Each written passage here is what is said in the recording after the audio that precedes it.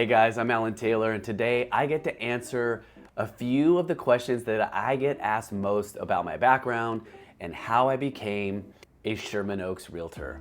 I didn't learn real estate from books or podcasts. I learned it growing up alongside San Fernando Valley realtors. You know, watching Sherman Oaks home sales either succeed or fail, seeing firsthand how the right real estate advice, actually matters. If you're a homeowner in Encino, Sherman Oaks, or Studio City, or a home buyer, anywhere in Los Angeles trying to understand today's housing market, I've put together detailed Sherman Oaks buyer and seller guides that break down how to approach these decisions clearly and strategically. And you can download them below. And if you're new here, please like, subscribe, and stick around because this channel is all about real estate in Encino, Sherman Oaks, and Studio City, and helping people make smarter real estate decisions. Now, here's a little more context on how I got here and why I approach business the way that I do. So I hope you enjoy this video.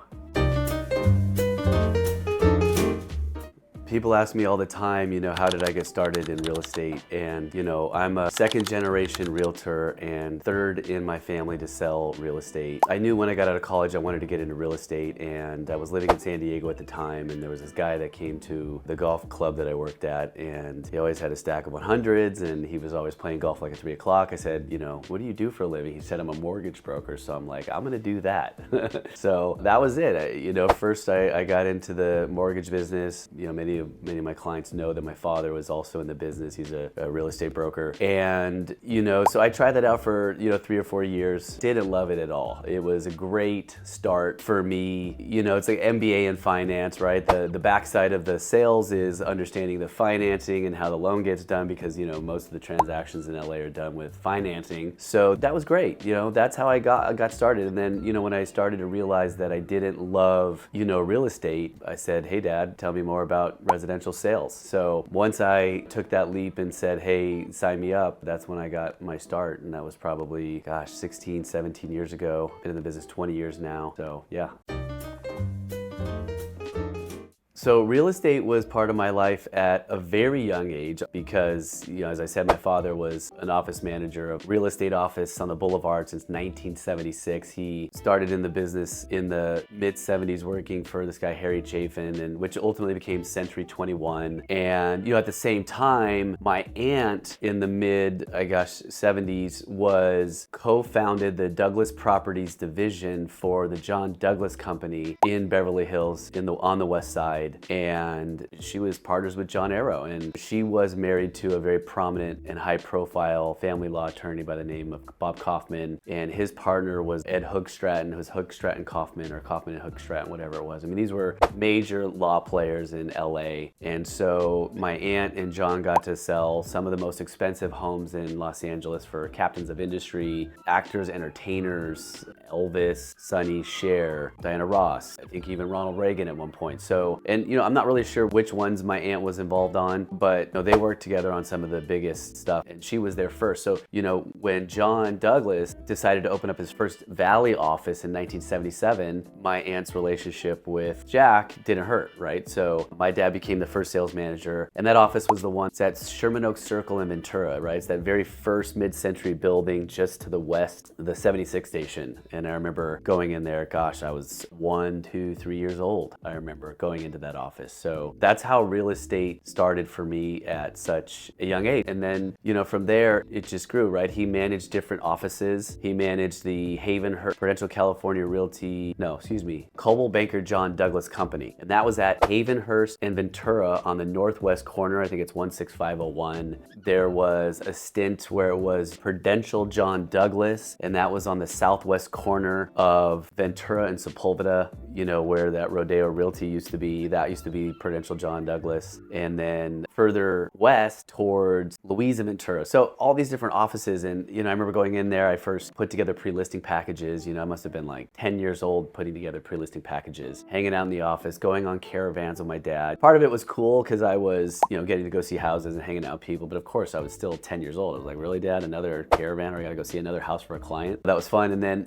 ultimately I wound up starting a flyer business, right? I was 14 and I would come into the office office and I would put my flyer out and say, hey, I'm looking for work, and these real estate agents in his office would hire me, and I would go around and passing out flyers and in the community. And I think when I did that once, he actually did a few years working for Roger Hance up at R.R. Gable in Northridge. So I wound up, doing flyers in that area, and, made a little bit of money. So, so that's it. I mean, real estate's been part of my family for so many years, and it's part of me. Growing up in the San Fernando Valley was interesting, right? I remember late 80s, early 90s, finally get my driver's license, right?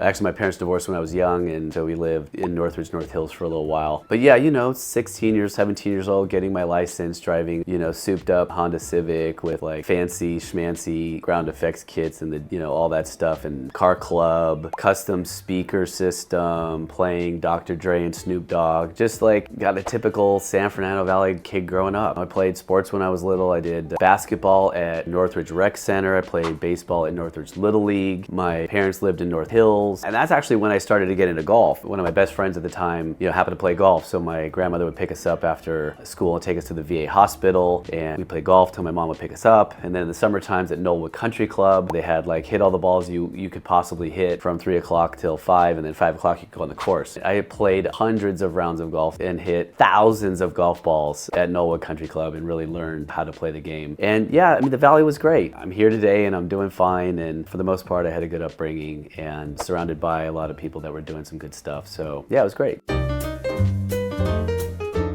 As far as the principles that guide my work, I would say obviously number one is honesty and integrity, transparency. Obviously I learned through my father. And the other, you get reinforced by doing the right thing in this business, right? You work hard, you prepare, and you provide the best information that you possibly can to your clients, and then you get rewarded as a result of doing that. I'm not a salesman, right? I try to consider myself a trusted advisor in every sense of the word, which basically means, I don't recommend things to client. Obviously, if there's like a real situation, I make a recommendation, but like the idea here is to, listen to the client, hear what their thoughts and ideas are, and really understand who they are, what they need, and then deliver the hard work, right? The follow-up, the follow-through, the information. I think when I first got in the business, I wanted to be a hero, right? And I wanted to do the best for my client. And I still do today. I don't try to blow up a deal here, but I am trying to be super protective of my client, right? Like, that's kind of our job. Our clients are busy doing whatever they're doing in their lives, so they don't really fully understand all of the nuances and the physical issues and some of the risks that they're taking, right? You work with the wrong type of real estate agent who's looking for a paycheck, then he or she are gonna be afraid to call too many inspectors because it might blow up the deal. We don't work like that, right? We make sure our clients are hyper informed about everything so that they have the benefit of deciding, what's best for them. And I think that fundamental belief or philosophy has helped me tremendously in my business, right? Like delivering bad news, for example, right? You don't sugarcoat it, you don't hold on to it. Obviously if you can solve it real quickly, you solve it. And sometimes you need to wait. I can think of a couple times where it was like I got some interesting news from a lender and I thought to myself, should I really call my client right now at night and tell them that there's this potential thing going on, or should I wait till tomorrow morning and see if it gets resolved, And of course, many times it does get resolved. So, you don't want to drive your clients crazy, but you want to be transparent with them. You want them to know what is going on. The more information, it's not our deal, it's their deal, and our job is to provide that information to them. So I pride myself on working hard, being on top of stuff, paying attention to what's going on, knowing what the other people are doing that are affecting my client's bottom line and their transaction, and making sure it gets done and it's smooth. I like to have fun. I can be serious. If somebody's really serious, they just want an answer, like I can totally be buttoned up and just boom and just get it done. And I've worked with some people that were really not challenging, but they're very business and they're down to the bottom line, and that's fine. But generally speaking, I like to have fun with the process. I like to joke around. I like to keep it light and the vibration up. It is a very stressful business, and selling and moving is like one of the most difficult and challenging things that somebody will go through. So, having like really good bedside manner, building a relationship with them, gaining their trust, right? A lot of our clients, they get referred to us and they don't really know us that well. So like we really want to earn their trust, you know, and have an actual relationship with them. So after the transaction's done, you know, we want to act as their concierge, right? I don't care where they go. If they're selling and moving out of the country, I'm still going to call them and say, hey, how are you? And how's your new spot? And what's real estate like there? And how's your place? And, you know, just because that's the kind of person that I am, you know, I'm not interested in doing a transaction and finding a new lead and trying to close that one. You know what I mean? We're in relationship, repeat and referral type business. So, you know, we want to do a great job for our clients, get to know them, become friendly, get referred to their friends, you know, and just be that client for life type experience. So, and I hope clients are looking for that. All right, thank you so much for hanging in there. If you watch this entire video, God bless your heart. I don't really, you know, I don't love talking about myself. This is an interesting one.